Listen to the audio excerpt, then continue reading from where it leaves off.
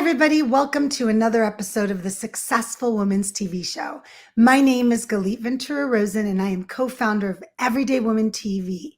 One of my favorite things to do every week is bring you a woman that does what she loves and is out there serving and empowering others. Today is no exception. I have Carmen joining me from Portland, Oregon. Welcome. Thank you, Galit. I'm super excited to be here and have this conversation. It's going to be a lot of fun. I'm real excited about the topic we're going to be talking about. So definitely stick around. How to connect with your audience on an emotional level, which all of us know is such an important topic related to attracting your ideal client. So let me share a little bit about Carmen and we will get started. Carmen Reed-Gilkison. Did I say that right? Gilkison? That's right. Yeah, that's right. Perfect. Carmen Reed-Gilkison. She is a business strategist, online business manager, and whole person certified coach with Encore Empire LLC, which is her own company. She, 25 plus years? Yeah. Amazing. 25 plus years of marketing experience. And she specializes in mindset, in entrepreneurship, and marketing. Her and her business partner, is it Deirdre Harter? Deirdre, yeah. Teach their clients the business of business through their year-long coaching program with the goal of helping ambitious women scale their service-based businesses without all the guesswork. Who wants to do the guessing? That makes sense to me. I love that you've been doing this for so long. It's so wonderful to meet women that have had such a passion to be doing this for so long because you love it so much. So thank you. Thank you. All right, let's get started. When we talk about connecting with your audience on an emotional level, talk to me about what that means.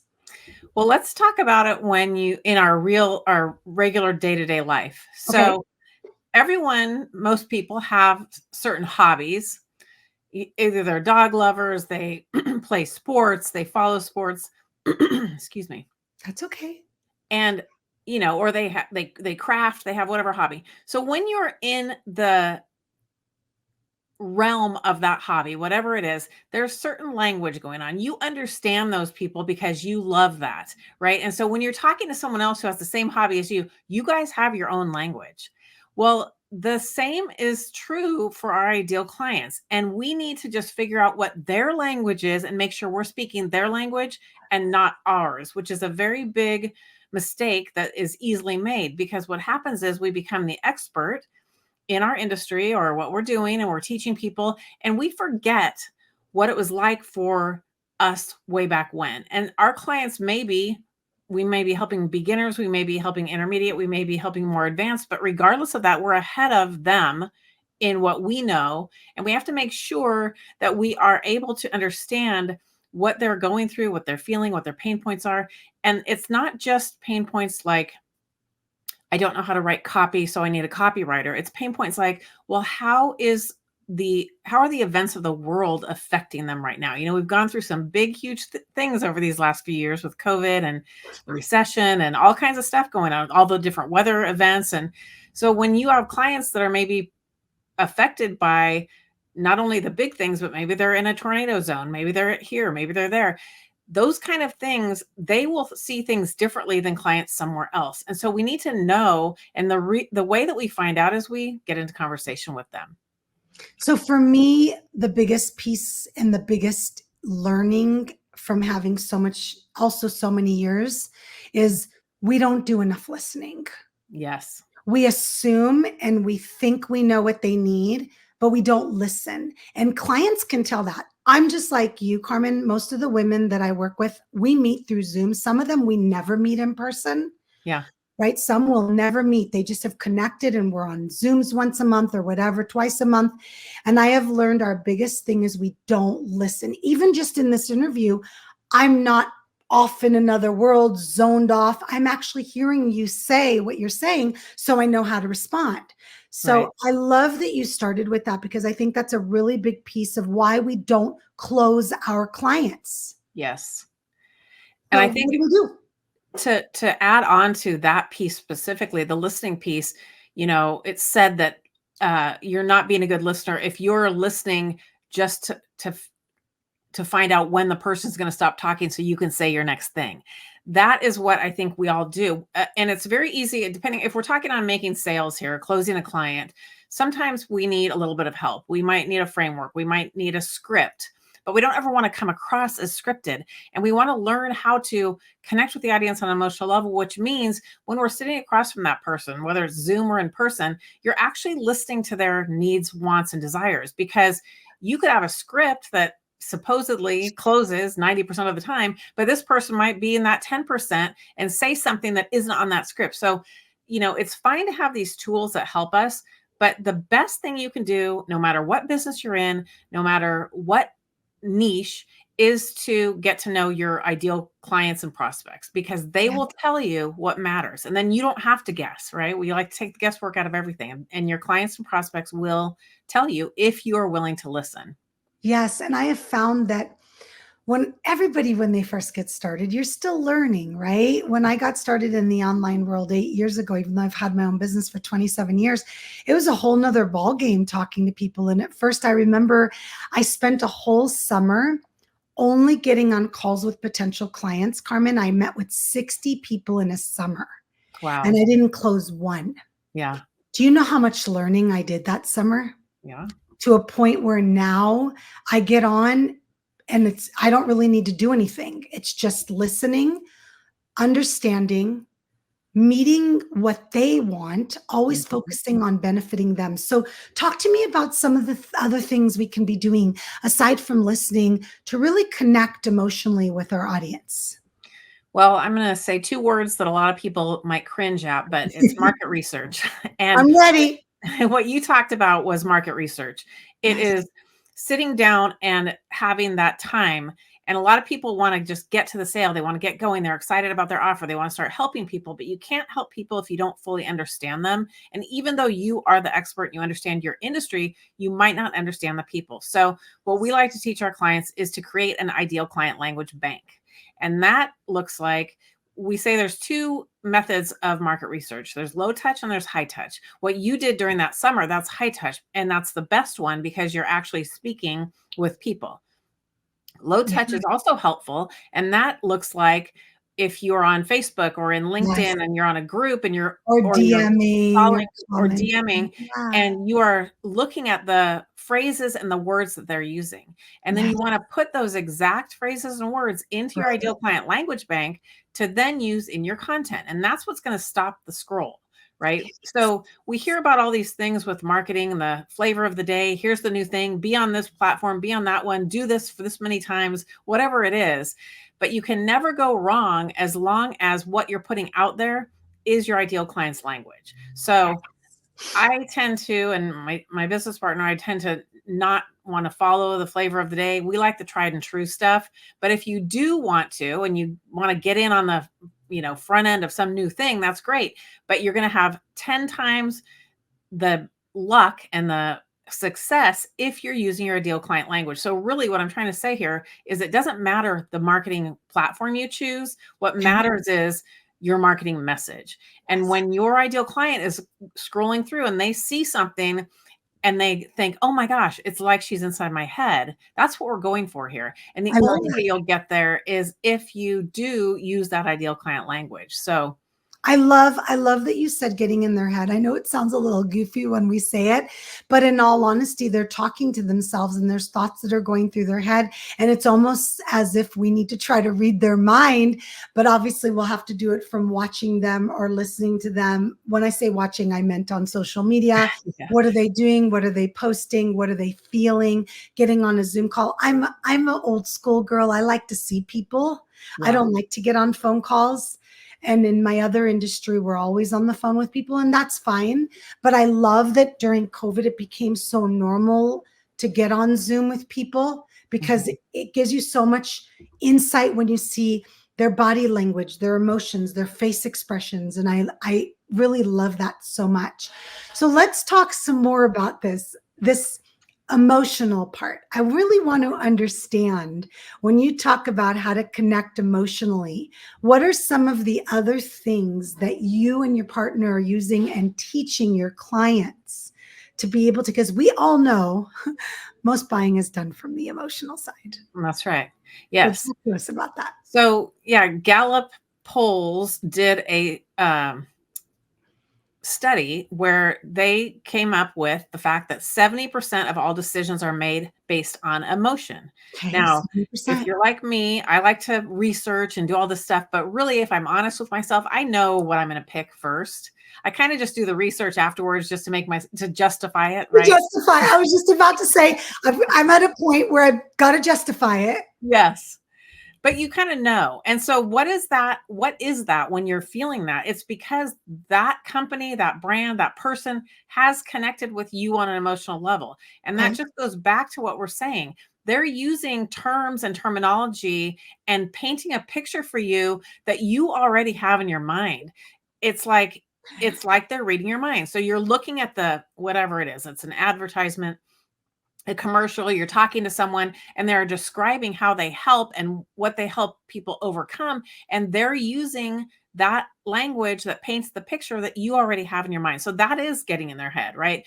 And you get that by what you did that one summer, Galit, was awesome because you talked to 60 people. The more people that you talk to, the more you get to see a great baseline of data and you get to see the averages. You get to see the things too that stand out.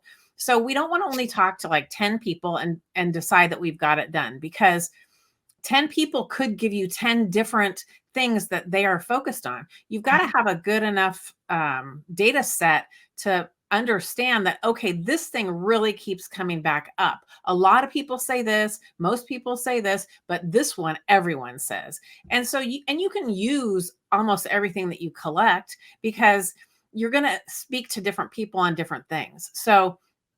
So for me, what I have found that helps me, and I don't do a lot of private coaching anymore. We do a lot of group stuff. But for me, what I have found that helps me is I actually will take a pen and make notes. Yeah. So I will write down, this happened just the other day. We met with a client, my business partner and I, from Everyday Woman, and I took notes and I just write down keywords. I don't write Yes. paragraphs. I just wrote down keywords. And for two reasons. Number one, I'm going to forward a proposal when we're done talking, because most of my work is done through proposals, not on the spot, because I create and customize things for our clients. Yeah. But it's okay to make the sell there. I used to do that for coaching. And then the second thing I learned is I now can talk back to that point. So That's once right. I listen, and sometimes people will talk for 5-6 minutes and I can't remember everything they said. That's So right. now I'll take my notes and I'll see the 4 or 5 key words, which in my opinion were the emotional words. And now I'll talk back, like you said, use their language. Mm-hmm. So I'm speaking to them, not just using my voice, they're hearing me. That's right. Is that some of the stuff that you guys are teaching, or what else can we be sharing that would work for those that don't have the script, don't have the layout of how they're going to talk to these clients? Definitely. That's a great strategy, is to take notes. I mean, taking notes, if you're getting on Zoom and you can record it and you can get a transcript, that's awesome. Totally. Always ask permission first. Usually nowadays people know if you're recording, but that's what you're doing, is you're looking for those things so you can come back and say, you can understand the objections and you can understand the pain points, because they could say something in an email, but when you get in front of them or talk to them in person on a call or whatever, you're going to get deeper. They're going to go deeper because you're in a conversation. So taking notes is the perfect thing to do, because then you can say, I understand that what's most important to you is whatever they said, right? And so then they're like, oh my gosh, I was seen and heard. And that's what we all want. We all want to be seen and heard. And that's the whole power behind this, connecting on an emotional level. So do you also work with your clients to help them with objections? Yes. So objections, the greatest things with objections are to you educate around those. So as you're collecting this data, when you're talking to people, you're seeing people say, I would love to have a personal stylist, but I just can't afford it. And so I'm just throwing something out here. Yeah. But let's say a lot of times it's the price of something that is an objection. So then you start educating your client around whatever it is you do, and instruct them or educate them on how you're different and what it is. And it's not just you get this, and this. This goes then back to painting that picture for them that's already in their head, right? So if they, do you feel like every time you open your closet, you want to cry because you can't find something to wear? Do you want to impress your next client? Whatever the thing is that you find. So then you're painting that picture, and in your content, you're doing bits about this, whether it's videos or whether it's social media, whether it's blogging, whether it's emails. You're educating around these little things that you find. So all of this, it's not just for the sales call, it's to use in your content to showcase how you help overcome these objections. I love that. And that really is where most people stop. They start getting nervous, or I can't afford it. And they don't understand that not affording it isn't always really what's going on. That's just what they're saying, but there's so much more to unpack underneath it, in a sense, the layers. So I've learned from experience now. I came from a world of selling commercial real estate buildings. That's my main business. Well, it's not my main, but it's one of them. And we sell things based on one piece of paper that has numbers and breakdowns of how much money you're going to make. Now I'm talking to emotional women. Sorry, we're all emotional. And I had to learn so much. And that summer, I was able to understand how women's emotions work, because I'm a little bit different from that. So I can't assume they're like me. So I love that you talked about the objections. I loved you talked about connecting emotionally. I love that you talked about really listening to what your client wants and not trying to hear them or push on them your expertise. Typically, a lot of times they're already on the call with you because they know you're an expert. Yes. Yes. Okay. Well, I love all of that so much, Carmen. I would love for you to share a little bit more about you and where people can get a hold of you, learn more about you, work with you. Yeah, I would love to share that. So the best place to find us is at our website, encoreempire.com. We have a free workshop that is called the Marketing Methodology Workshop that I'd love to invite your listeners and watchers to attend. It's on demand, so it's during your time, but we go deep into this, connecting with your audience on an emotional level and how to use content to lead your prospects where you want them to go. So it's very powerful. We have tons of testimonials. People absolutely love it. And the link for that one is encoreempire.com/SWTV. Perfect. I love that. And they can go ahead and grab it once they go on to the site. Yep. It's immediately accessible. Yes. And you're all over social media as the company name or your personal name? They can connect with me personally on LinkedIn. They can connect with the company. We have a great Facebook group. It's called the Empire of Unstoppable Midlife Entrepreneurs. Perfect. That sounds like an easy way to find you. So thank you so much for taking the time to talk to us about how to connect with your audience on an emotional level. I think that's such a big piece of success in your business, and definitely closing and making the sale. And I always like to say, we all love what we do, but we also deserve to make money doing it. So I think it's important to know things like this. So thanks for joining us today, Carmen. Thank you, Galit. I appreciate it. Thank you, everybody, for watching and listening to another episode of the Successful Women's TV show. Please make sure to watch the other hosts on everydaywomentv.com. And I look forward to seeing you next time. Bye, everybody.